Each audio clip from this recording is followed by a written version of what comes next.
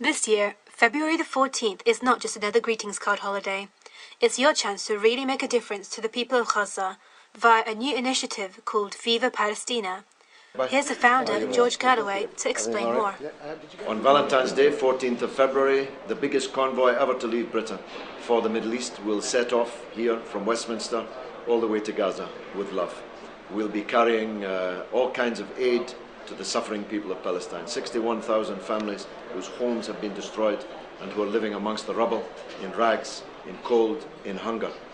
We'll be led by a British fire engine, by the best part of a dozen ambulances, trucks and vans, even a boat for the fishermen in Gaza.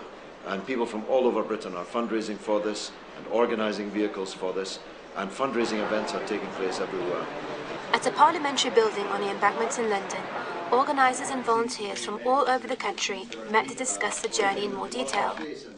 Mr. Galloway will lead the aid convoy on its 5,000-mile journey from Westminster through France, Spain, Morocco, Algeria, Tunisia, Libya and Egypt, crossing the border at Rafah into Gaza sometime at the beginning of March.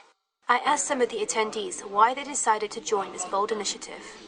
Because I've seen on the telly all the images and the death and the destruction. I've seen how hard it is for aid to actually get through into Gaza, and it's time that I didn't just watch it, that I tried to help out and do something. And it is a good initiative that it's been, proposed and started by people who are not Muslim, who are not Arabs, and it is our, opportunity to get share of this responsibility and, get the right mission in the right place in the right time.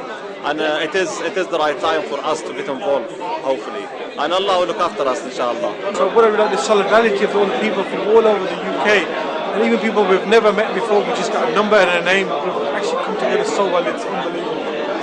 Naturally, there are questions about the feasibility of such an ambitious project, especially with regard to travelling through so many tightly controlled borders. On this subject, Mr. Galloway had the following to say. Her Britannic Majesty's Secretary of State requests and requires, in the name of Her Majesty, all those whom it may concern, to allow the bearer to pass freely, without let or hindrance, and to afford the bearer such assistance and protection as may be necessary. We intend to hold Her Majesty, and in particular her Secretary of State, to that promise.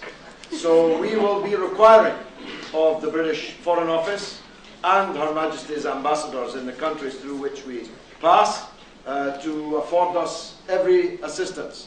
And I have no reason at this stage to doubt that that will be so. If this convoy is as big as it now looks, if the momentum behind the fundraising and so on continues, no Member of Parliament will want to have their constituent from Bolton or Bradford or Birmingham or Leicester stuck on the border at Rafah and the British government not doing anything about it. Not with an election coming up soon.